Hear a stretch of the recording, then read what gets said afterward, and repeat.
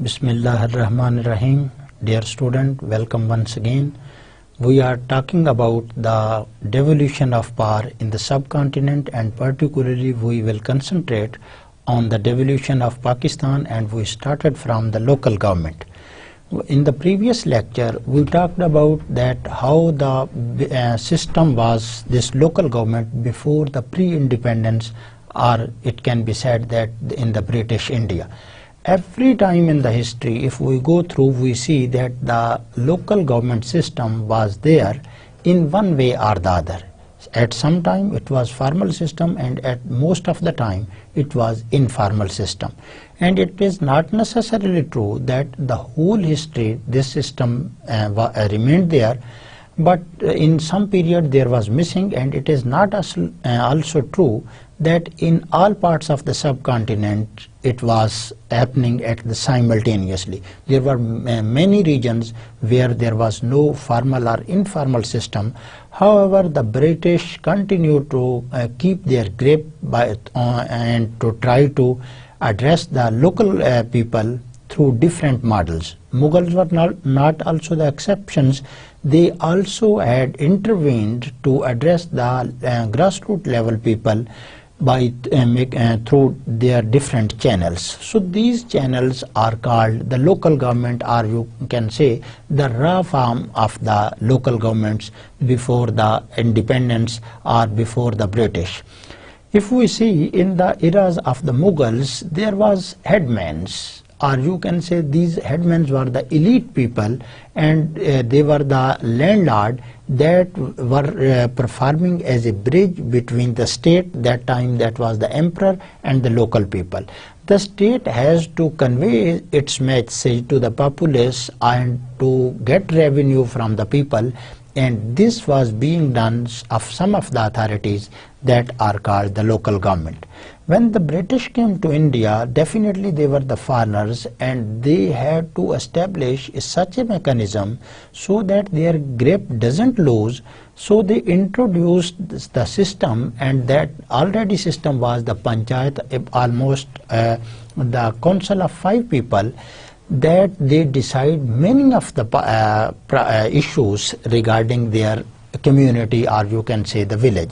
Headmen were also there. The numberdar system was also introduced there. Again, the purpose of all this was to interact between the government or state or the local people. So this situation continued over time, and there was refinement over refinement, and ultimately we will see that there was some mechanism, a particular mechanism in which these people were elected. In the beginning, these people were never elected. It was the discretion of the government at the district level, that was the district magistrates, to elect these people for their purposes. How they select these people? They select these people from the mulaqatis, and the elite mean the rich people and the people from the higher caste like the Brahmins. So this was a prevalence system in the subcontinent or in the British India. When there were some of the movements, particularly after the break of the First World War, the parties pressurized the British government to give more autonomy to the local people. And unfortunately, the whole concentration or the whole focus went on the central and the provincial autonomy rather than the local government. So the local government or the local autonomy issue went on the background, and a new scenario emerged in which the more representation was demanded by the local people in the provincials and the central provincial and the central government. They were also given some of the autonomies in revenues, in fiscal space. These are things, but the conclusion from here is that the most important issue of the local government went in the background, leaving the central and the provincial government at the top. In 1919, there was Government of India Act 1999. It also gave some autonomy to the provincial and the central government, and further this situation continued, and ultimately in the previous lecture I remembered we were almost to reach about the Act of 1935, Government of India Act 1935. So we will continue our discussion from here, that what was there. In up to 1990, we covered this slide yesterday. They introduced system of diarchy, under which Indian ministers responsible to the provincial legislative assemblies were made in charge of some minor departments. What this means, they were given some kind of autonomy to run their affairs. This act granted a limited space. This limited space, although autonomy was granted but limited to Indian politicians, but essentially retained the control of the central imperial bureaucracy. It is need not to repeat again and again that each and every government tried to keep its grip on the people through bureaucracy, and particularly the dictators and the people who are from the foreigners, they tried to centralize the authorities, and they never allow the local people to elect their offices, their representative, and run and govern by them. In fact, bureaucratic power at the provincial level was further entrenched. In this situation, although the autonomy was granted, but at provincial level, in some specific terms, the British were very clever. They were giving something by one hand and taking by the other hand. So in some specific areas, the autonomy was granted, but in the physical and the expenditure side, that is the definitely more important, they were curtailed. The space available to Indian elected minister was further curtailed by the limited assignment of expenditure, functions and fiscal resources. This is the you can say the big blow to the autonomy, because by order or by rule they were representative, and they were the powerful people, but unfortunately, in fact, the revenues and the expenditure, they have very limited intervention into these two areas. The growing strength, but at the same time the people of India were awakening.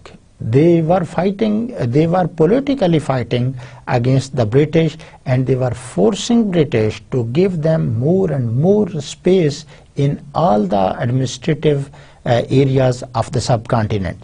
So the national movements kept on pressurizing, kept on making momentum to the British to give, to allot them more and more autonomy, and ultimately the results were started appearing on the scene, because in Government of India Act 1919, it was also achievement of the local people through political struggle, and the India Act of 1935, this was also a big achievement for the local people.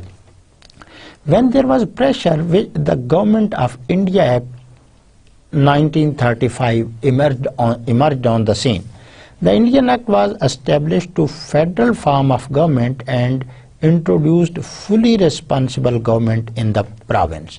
Now the province got maximum possible autonomy, because this in the Act 1935, it was a federal form of government like in Pakistan, and the provincials were giving more autonomy, as in Pakistan now the provinces have much more authorities as compared to the previous government. So the same happened in the 1935, when the provincial assemblies were given autonomies to run their affairs, and it means the federal or the central, they reduced its powers. Although, but the psychological effect of the British that were native and that were not the native of this area, it was still working there, that they wanted to keep their grip on the administration by sitting at the higher post. So we will see time and again that despite this manage and mechanism, still powers were being concentrated into the central government. But it cannot be denied that gradually and steadily and eventually the political activism of the native people brought fruit, and these were reflected in the 1935 Act. It expanded the expenditure function. Now, it means the expenditure and or the budget, it has been as important as nowadays. In the 1935, it expanded the set of expenditure function assigned to elected Indian provincial government. So this was a very major area that was curtailed and that was retained by the British themselves. Themselves means at the higher level. Now the provincial assemblies got much authority to make their expenditure and collect their revenues. This was the major issue at which the British were so reluctant to give autonomy to the provincial, because this was the lifeline of their bureaucracy, or you can say their powers. So no one was willing to cut this lifeline by giving more autonomy, particularly in expenditure function and the revenues. Now the provincial assemblies were allowed to collect the taxes from different areas, and at the same time they were now free to spend on their specific areas.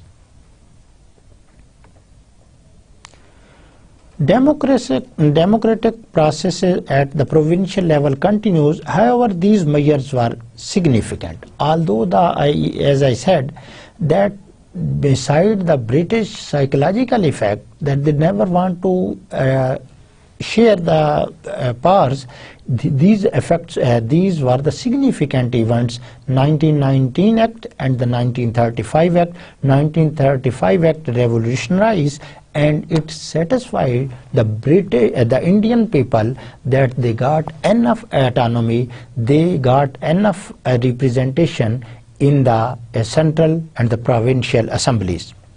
The control of the imperial center over the provinces was retained.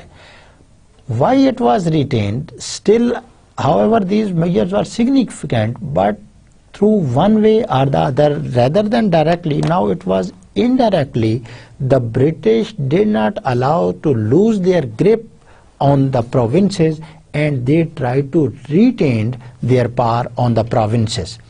What was this? Through considerable discretionary reserve powers. This discretionary word is a very, very abstract term, and it has caused to the nation, particularly the Pakistan and the subcontinent people, that this is a huge hurdle in any of the phenomena, because when you give autonomy and a person sitting on your higher level, you give that this discretionary power goes to that person, all your powers are curtailed, or ultimately you are at the beck and call of the people who are sitting at higher level.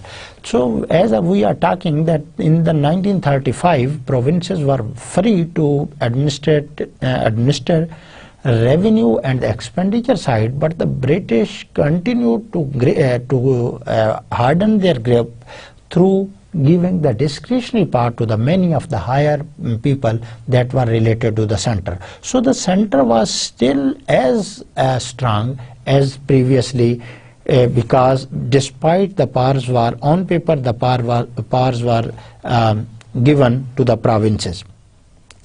Through discretionary reserve powers, if there was only one higher level officer, all the lower level officers or the bureaucracy was at his mercy. So he used to use his discretionary power whenever he was unable to impose his law. This was, you can say, the deliberately given flaw to keep the center strong, or keep the British grip strong on the local people. that were granted the non-elected provincial governors. Look at this, how the British continued to rule this British India. The people were very now politically motivated. The nation was awakening now. People were tired of the British, but still British were although reducing their powers, but at snail pace, very slowly. And what happened on the provincial level, when the autonomy was given to all the elected members, as is happening in Pakistan, although in Pakistan now the governor has no power, but in British India in 1935 the governor, that was the directly the representative of the federal government or the central government. He was the non-elected member, he was a bureaucrat, and he was given much authorities. It means it was a speed breaker in the flow functioning of the provincial government. So he was the all in all, master of all, because he has the discretionary powers. If any of the resolution was passed, in any of the respect, he has the power to veto this. So this one-man show continued till the political forces made agitations and protest against this, but they introduced this system and it continued for a very long time. Now the patronage and ruler biases under the British. We will see that how under the British the bias emerged, whether these were in favor of the urban people or the rural people. The local structure created by the British was its reliance on co-opting and entrenching local elite. The whole pillar of the British government was on the people of they co-opted and the local elite. Local elite means, again I would like to clarify, that these were the faithful people to the British. Although they were not given some specific designation, but by making responsible them, in other words, I can say that the British used to convey their message, rules, regulations and orders and law whatsoever through these people, and this was the local elite. This was particularly true of the Punjab. Entrenching means the limiting. Now this was limited. This was particularly true case. Although in many parts of the British India this was the true, but this was particularly very important in case of the Punjab, where there were different local or local system of this. Where the colonial bureaucracy had ample opportunities for providing patronage through. Why there was so specific focus on the Punjab? The reason was that the colonial bureaucracy,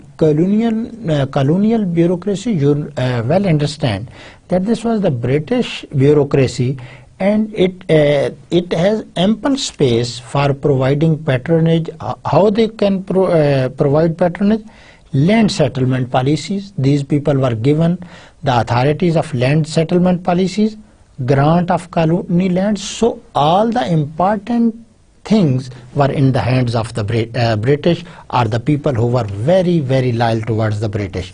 In the canal colony district of Punjab, as the Punjab was irrigated and canal irrigated area, so the people were tempted here when they were given the control of the local people and they had the authorities to make such kind of decision. So definitely if you make a person responsible of the many of the activities, so if he is supposed to deliver the water time to the people of the agriculture related activities, so definitely people will be under his control and he will be in a better position to dictate these people on the behalf of the British. So this people was, although a bridge, he was mostly not working for the welfare of the local people. He was supposed to work for the welfare, for the faithfulness of the British India. British that was the ruler of that time. He was the British, no doubt any government first restores, first ensures its own interest, then it go for the other people. And similar thing was happening in India when the British were securing their own interest on the cost of the people. They were showing that they are going to address the local people, but ultimate situation was the same, that they were gripping their powers. Patronage and rural bias under the British, the Punjab tradition of establishing patron-client relationship between the state bureaucracy and local elite. So this situation continued over time because, as I said, that the Punjab was an irrigated area, so the British tried to grip these people through their representative. What happened? It resulted in a rural-urban division which restricted politics away from the urban middle classes. When the focus of the British was more on the rural people because they were getting enough revenues from there. So what happened, that was the legitimate effect, that was the logic effect, that there was a big gap between the urban and the rural people. There was a divide, and how this divide? The middle, and what was this? Which restricted politics away from the urban middle class. So urban middle class was a bit unable to participate into the political system due to this urban-rural divide. What emerges from this history of local government as created under the British? What we have learned over this? What we have learned over this, and what emerged as the creation of the Pakistan was very close. So we emerged that the system was not introduced in response to popular demand of local pressure.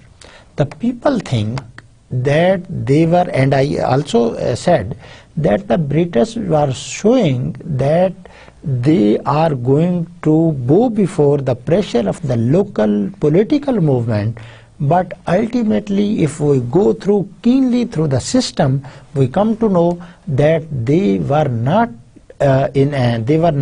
this system was not the results of the pressure or the demands of the local government. The local people, that were the political movements, the national movements, and many other movements. So if this is not the situation that we have described, that over gradually the British were restricting their powers, so what was the fundamental force that was forcing them to reduce their power? So what was?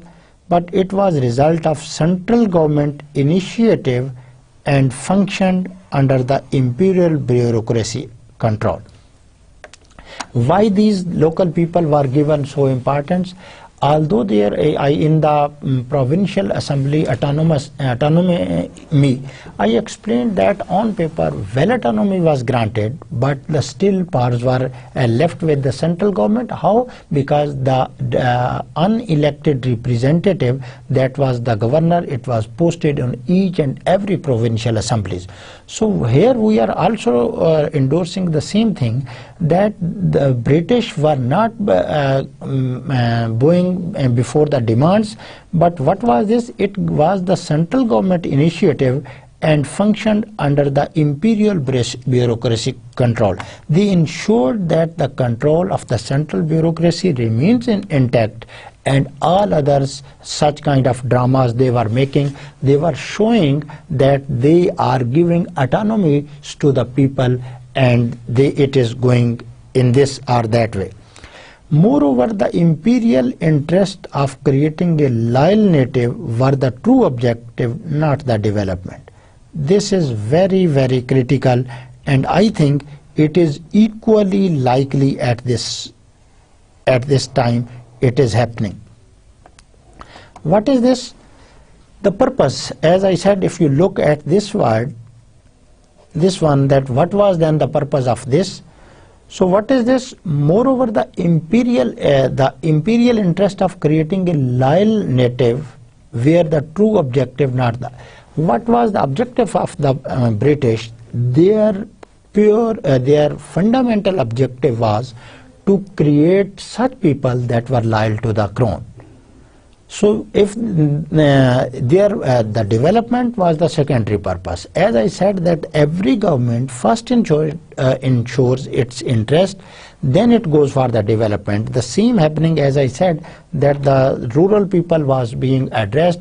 There was rural-urban divide, and the middle class, if you see here, it was a bit away from the political activities. So here we are saying that the British were not loyal to develop the local people, but they were more concentrating on that their interests are ensured. So now if you go through many of the books, you will come to know that the people will be praising for the British rule. No doubt the British have done a lot and wonders that could not have been if the Mughals still going on over the 100 years as were done by the British. They introduced the canal system. Their judiciary system was very strong as compared to the Mughals. But at the same time, it cannot be denied that they were not so kind-hearted and they were not so humanitarian that they were dying for the development of the local people. They were ensuring their own interest. And if you see the numberdars, if you go into the village particularly, you will see that there are some families that are getting this land property over the generations of generation. Why they have got this large amount of this property? Because they were very loyal to the British, and all the Jagirdars, the feudals and the others, very sorry to say, the exceptions are always there. If you go to the political history of these people, you will come to know that these were the most loyal to the British people.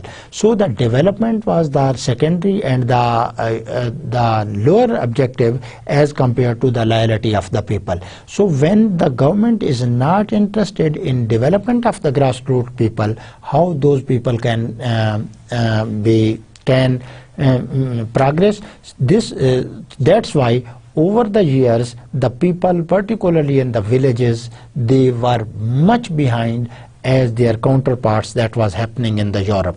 The same people were giving extraordinary facilities and the human rights to their own people when they were in the Great Britain, but at the same time they were making slave of this large population on their diplomacies, and they were not allowing any big movement because making such kind of things. This is similar as our dictator do.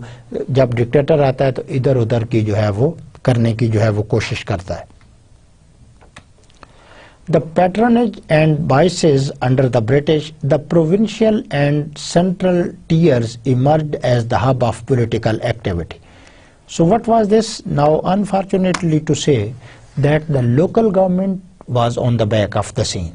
Why? I think you remember that in 1919 Government India Act 1919 and Government India Act 1935, this scenario went behind because the people were trying to get more emphasis in the central and the provincial assemblies, which not only shifted political focus from away from the local governments. Again, we are saying we would like to conclude when at the end of the slides that no doubt the British, sometimes you can see the British were deliberately shifting the focus from the true objective. So they were taking the people into the domain that was not dangerous for their rule, and if the people at the grassroots level become more powerful, definitely the people sitting at the highest level he feels that he has now threat to these people. So when the provincial and the central tiers emerged a lot, everyone was talking about the more representative for the Indian people into the national and the provincial assemblies. So ultimately that our objective, that is the local government, it was back on the scene. But also resulted in a lack of one. There was not only that this scene and the local government issue was vanished, not vanished totally, you can say it got less important, but also resulted in lack of ownership to build local governments by political elites.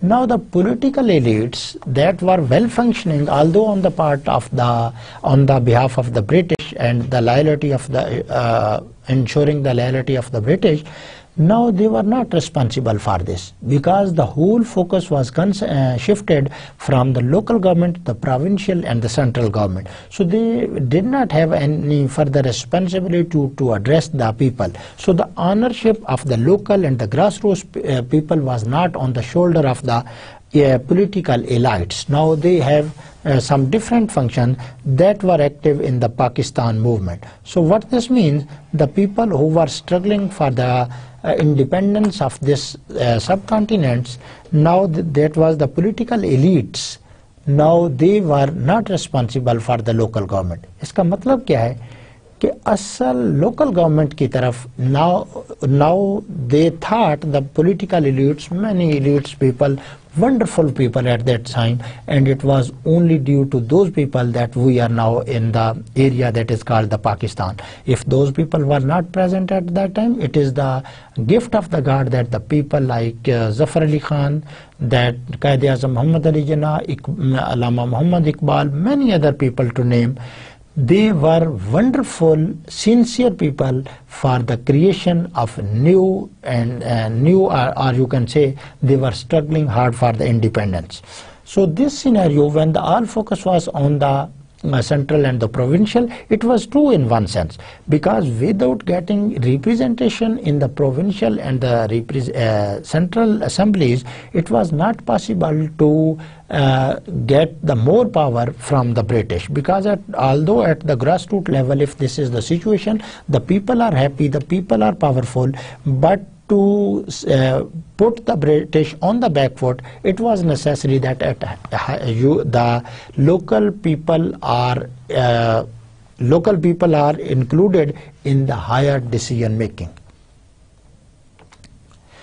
Now the post-independence to Ayub. Now I would like to just conclude that what the British thought. The whole focus of the British people was on that they through bureaucracy they control and keep all their powers with their own hands, sitting in the central government. However, there were political movements, national movements that continued to pressurize the British to get more and more, or you can say the share from this administrative process. They were successful up to some extent, or you can say very successful in the framework or the frame of reference of that time. But the ultimate thing, the conclusion remark is that they were not sincere to empower the local people to be governed by their own representative, because no elected member or elected council was there to take a look after the people living in the villages. But if they want to do this, they could have been done, but whenever they were given the autonomy, they were putting some of the discretionary power with the person that was the non-elected person. I would like to again give example that in the provincial assemblies, they deputed the governors that were the non-elected, and they have discretionary and more powers, and they were dictating the whole provincial assemblies. Now we will see, now we have reached the point of 1947, the creation of Pakistan. Now we have divided this local government period, the post-independence from 1947 onwards to the Ayub era. And Ayub era comes to an end in the 1969 or 68, when General Yahya Khan took over, and there was a mishap, you can say that there was a tragedy on when the Yahya Khan launched the forces against the Bengalis, and ultimately the one part of the same body was separated from each other, and now it is almost 40 years have passed that we are away from each and other. So this was the results of, and even if you allow me to speak, that these were the problem, although I have not just explained that one of the major reasons of the separation of the East Pakistan could be found in the fact that the local people were not given autonomy, not given power. The center from this West Pakistan was dictating the people who has more population as compared to this West Pakistan, now the simple Pakistan. So these were the problem we will keep on discussing. However, here our topic is to go through the local government or the devolution of power in Pakistan historically. The momentum of more emphasis on provincial and higher level continued our post-dependence. You know, I think you are from, you know the law of momentum. In the pre-independence, there was more focus on the provincial and the central assemblies. So this momentum continued after the creation of the Pakistan. So what we will see that again there was more talk about the provincials and the central government, and there was very small talk about the local government. There was understandably little emphasis on local government. सारा जब तवज्जो ही इस वजह से, what was the reason behind this more emphasis on the provincial and the central part? That there was a continuous momentum. अब एक बात आप दोहराते चले जा रहे थे, ये होना चाहिए. Suddenly there is a structure break, that was the creation or inception of the Pakistan. So the momentum continued. There was not a big time to bounce back for the political people to introduce local governments or local government system to empower the people. So the same scenario continued, and understandably we can see that if this was the logic, definitely the focus on the people, local government was very, very small. Thus by 1947, functional local government existed only in Punjab in the form of village panchayats and municipal councils. In other parts of the Pakistan, leaving the Punjab, because Punjab has already of such kind of system, that were the village panchayats and the municipal council. So as there was no focus on the local government development, so leaving the Punjab, in all other corners of the Pakistan, there was no a well-defined local government system. So that's why it means that by default in Pakistan there was a by default problem in our constitution, because we means our the politicians were very intelligent. Quaid-e-Azam Muhammad Ali Jinnah, Liaquat Ali Khan, they were the well-known people, but there was a number of problems that have to be addressed. That there was the problem of the migration of the millions of people, and there was many other problems, lack of resources. Everything was at its lowest level, but still they were trying their best to fight the gigantic problem that were at that time. So following independence, despite official pronouncements, ऐलान हम उस वक्त भी करते रहे, we are very, very famous for making high claims. ये हो जाएगा, वो हो जाएगा. There it will happen nothing. Many of the time you are listening about the people that the many political government make claims and make slogans and make promise with the people, but ultimately they are unable to fulfill these problems.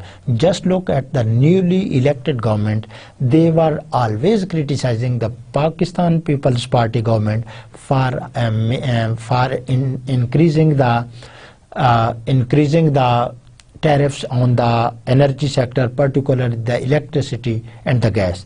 And now you can see there is a big blow to the nation, and the people who were dying for the interest of the nations, now they are hammering on the heads of the nations by increasing the tariffs of the electricity and the gas. So this was the situation. Still that the situation continues. I don't know whether we will be the developed nation, although whatever the situation, I am fully satisfied that we are on the right path, although the democracy is getting roots in it. And the only solution of all our problems, in my opinion, not necessarily true, lies in the true and smooth functioning of the democratic system in Pakistan that has never been allowed over the 66 years of its dependence. So we can say that the Punjab, in other words, we can say the Punjab was a different province at that time as compared to the other provinces. Following independence, जब हमने बड़े ऐलानात किए, there emerged no real commitment to the process of decentralization. If you go through the history, you will see that there were claims, the political government were making claims that they are going to initiate the local government. They are in the process of designing and modalities, but ultimately there emerged nothing. It was just hollow slogans, hollow commitments. I am not going to criticize the political regime at that time, because there were many of the problems, but at the same time they were making claims, pronouncements, but there was no commitment. We can't see any of a concrete measures, concrete struggle to make these local governments. The post-independence to Ayub Khan era continues. Even approved decisions such as democratizing local government and making district local bodies entirely elected were not implemented. न सिर्फ ये कि वादे किए गए, but there was one step further. What was the one step further? That the government, or now government means the political. Until 1958, when I will speak government, it means the political government. Although there was the too many prime minister in that, a very small era of only 10 years, almost 5 or 6 prime minister, yet this was the political government. So in this, what was the promise made by the political government? That they will be democratizing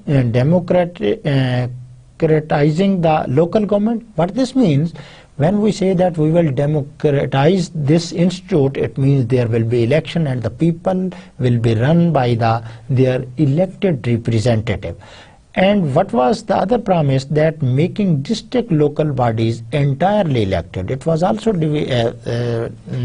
decision was made that the bodies that were working at the district level, that was the judicial magistrate level, they will be transformed into the purely elected representative that never materialized.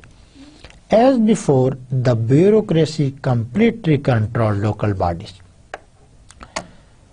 It is very, very teasing for me, and I think for every person, that the bureaucracy has been the true ruler of the Pakistan over the 66 years. Still, the establishment, the bureaucracy is leading from the front. But the difference is, at that time they were most clear and they were more bold, but nowadays they are now at the behind the scene and they are dictating the government. You can see the very fuss between there is one of the statement by the Jamaat-e-Islami leader Maulana Munawwar Hassan, that about the Baitullah Mahsood, that he is martyr, and the people and the soldiers that are fighting for the cause of the USA, they are not the martyr.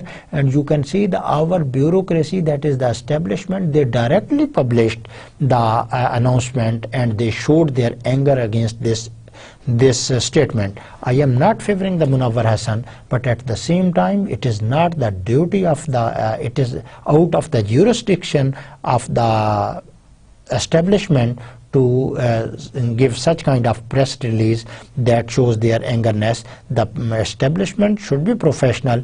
But what happened, the same situation is there. Why I am telling you these things, that the only solution is this, that the bureaucracy should be under control of the elected government. Unless and until this bureaucracy is powerful than the elected government, there will be no development, no mechanism, and ultimately we will be running back to the wall, and ultimately we will be running back to the era of the stone. So the bureaucracy kept on keeping its grip on the system by one way or the other. The local bodies were denied legitimacy. No legitimacy was given to the local bodies. If there was local bodies, they have no authorities. But not holding election, सिर्फ ये नहीं हुआ कि वहाँ election नहीं हुए, and where election were held, two way blows. First, there was no holding of the election, but if there was some situation when the election were held, they were given the limited franchise and massive malpractices. अपने elected जो है वो नुमाइंदे उन्होंने जो है वो elect करा लिए. The bureaucracy is make ensure that the people who are elected, they are on their back end call. They you can see many of the example. For example, in 1988 and 1919, you can say the IJI, Islami Jamhuri Ittihad, was framed by the ISI. The rupees were given to the politician. Leaving that discussion behind, I will come to the local government here, that the government who was claiming, who was making high claims that they will restore or they will establish local government, they not only denied the legitimacy, but they did not hold the election to elect the representative of the local people. But whenever there was such situation, it means when there was elections and the elected governments were chosen, then there was not given much powers and there was malpractices. Malpractices mean that the real honor or the real ruler were the bureaucracy. Post-independence to Ayub Khan, the situation or the flow continues. The decade of the 1950s was in general marked by political instability. Much more political stability. The first Prime Minister of Pakistan was killed in the Rawalpindi, Liaquat Bagh, in the daylight, when a person just sitting very close to the Liaquat Ali Khan fired, and ultimately he came to, he was dead. What this means, I am not a storyteller of that scene, but you will see that it will never happen to the establishment people. Every time it happens to the Bhuttos, every time it happens to the Benazir, every time it happens to the Nawaz Sharif, that he is being cuffed and he is migrated, he is forcefully migrated to the Saudi Arabia. So the same situation was there. When there is the political instability, the bureaucracy becomes powerful. There is a negative relationship. That's why the bureaucracy is never happy when the political government is getting its roots. So the same situation here, when the government is getting powerful, you will see that there will be many of the problems. There will be fight between India and Pakistan on the border.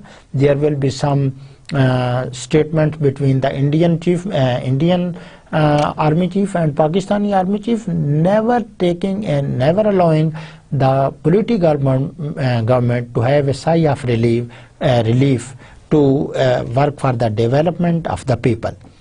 With increasing centralization and a center increasingly dominated by the civil and armed bureaucracy. When there was the political instability, Liaquat Ali Khan, Chaudhry Muhammad Ali and Feroz Khan Noon, I. Chandigarh, these were the Prime Minister only 10 years after the independence. So there was the bureaucracy who was dictating this and that, and the dictator, that was the first dictator, he used to sit in the, that was the Ayub Khan at that time, the head of the army. He used to sit, he was also the defense minister, he used to sit in the live processions of the assembly, the political government. So he was becoming more and more powerful, and he has eyes on what he was going to do, and at the later he proved that what was his intention and what was the career. So what was in this era, the hold was on the civil and the military bureaucracy on the power of the people. Muslim League failed to utilize local bodies for developing its political base. When the Pakistan was created, Muslim League was the leading party, but unfortunately it could not utilize the local bodies for the developing its political base. That's why since then, now even you can see that this the Muslim League has not its roots in the particularly in the remote areas, or you can say the grassroots areas or the village areas. This drawback, this loophole started. It was a very, very crucial time. The Congress seemed it with India that the Muslim League could not do in Pakistan. Congress utilized this opportunity, and Congress strengthened its roots into the political regimes, of India. But on the other side, Muslim League could not utilize this this opportunity. And when the Muslim League was unable to utilize this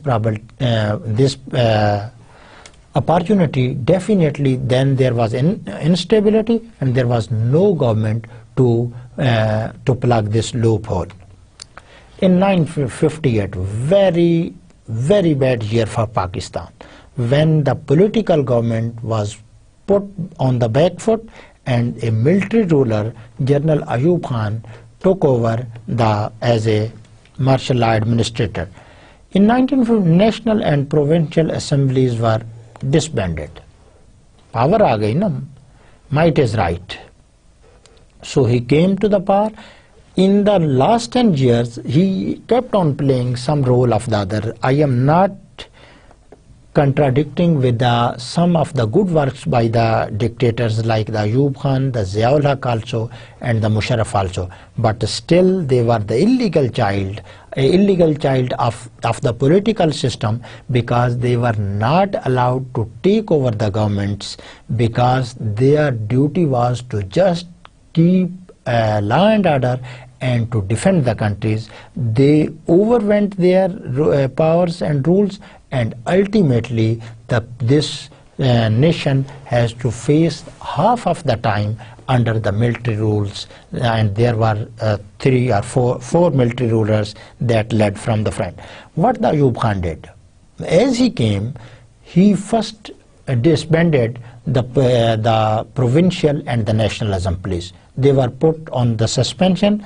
The public office, he promulgated 2 ordinances, very, very notorious ordinance, just to curb the people, the political people, or the political activities, to restrict the activities. He introduced these. What was?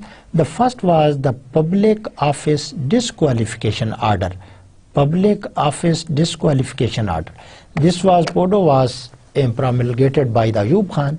Now he has felt threat from the political people, so he banned, and he said that the people will be disqualified. But still he was not satisfied with this. He came one step further, he went one step further, and he promulgated a new ordinance.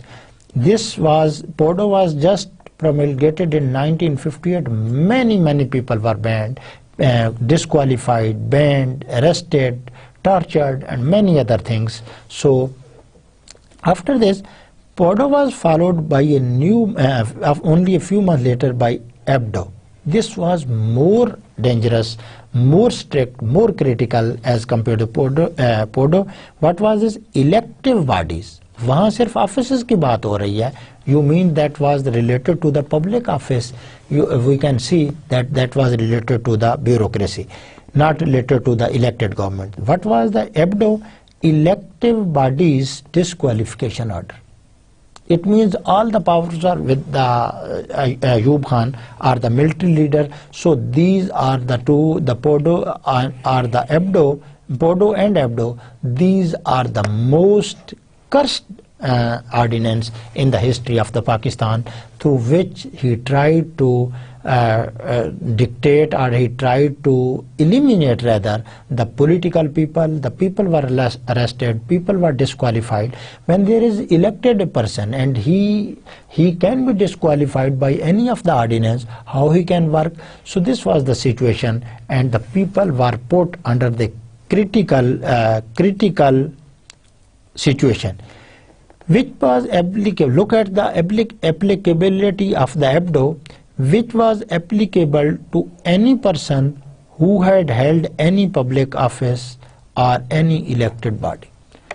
किसी को भी ये जो है वो नहल करार दे सकता था. If I am facing the Pardo or Abdo at that time, it was quite possible that when I entered to regard the lecture, I was holding a public office, and when I left, I was the victim of the Abdo or the Podo, and I was thrown out of the office. This was the situation, and it weakened the powerful roots of Pakistan, and at the same time we are facing the heinous, the cursed, the problem that were created from there to here. So when everybody was facing disqualification, you can say this was not the fair and the transparent mechanism.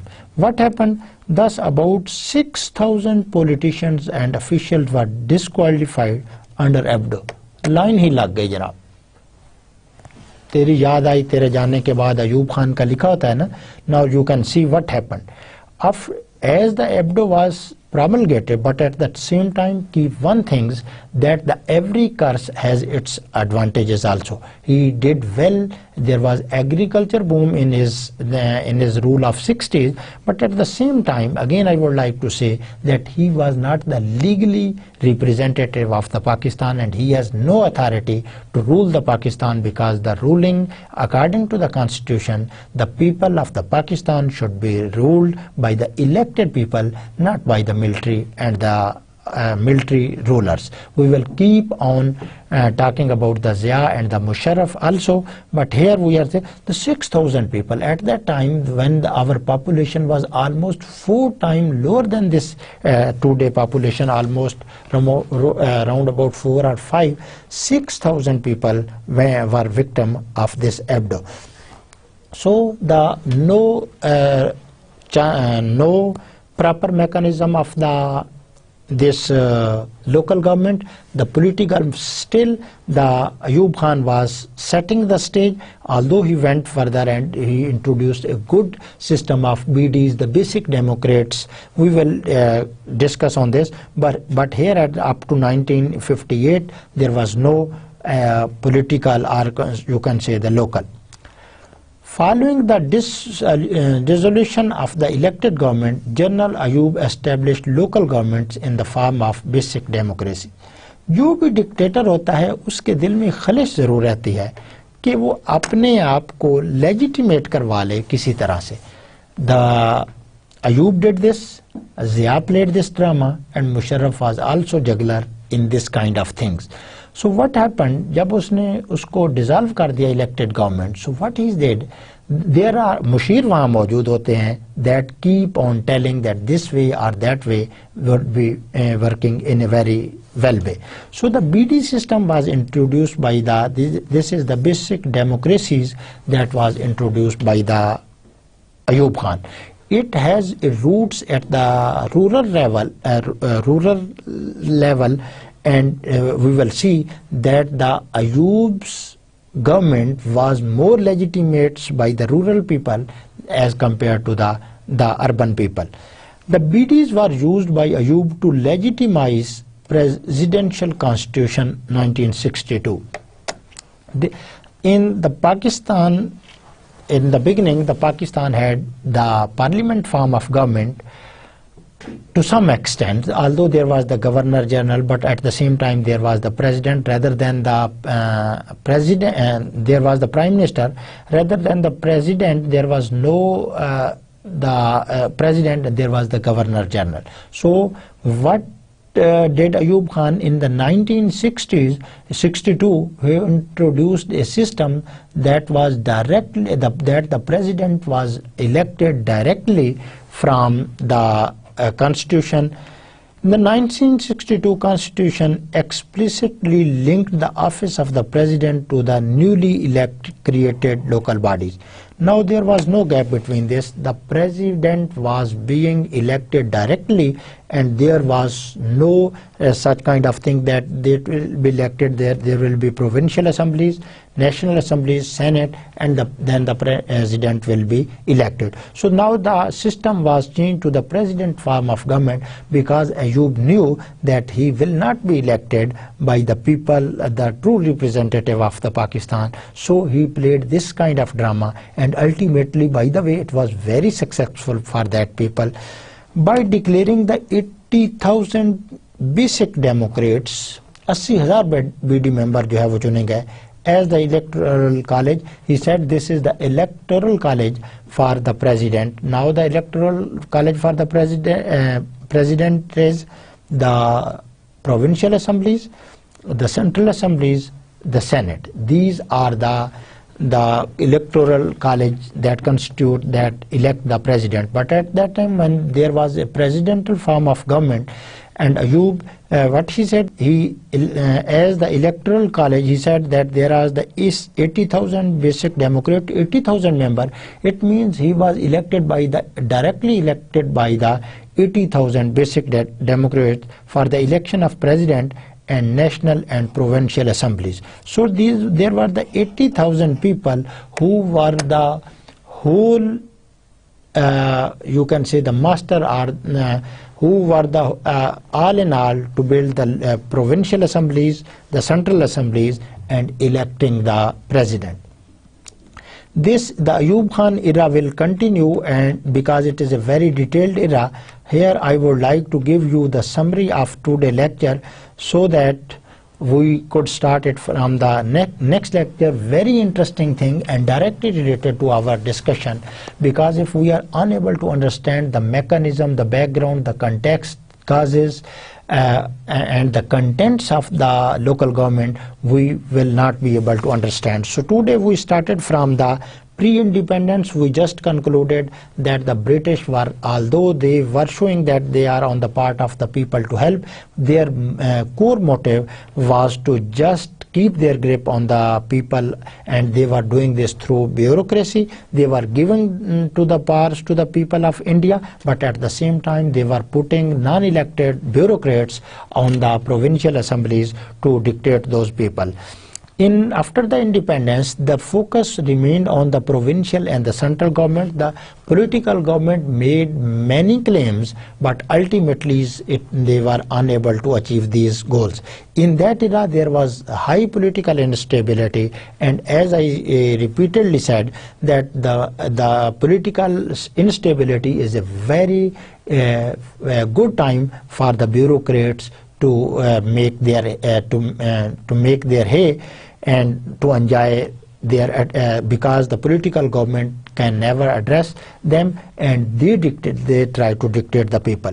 We are nowadays talking about the post-independence and the Ayub era. Ayub started making seesaw with the political government. He was more powerful person in the first 10 years of history of the Pakistan, after the death of the Quaid-e-Azam and the Liaquat Ali Khan.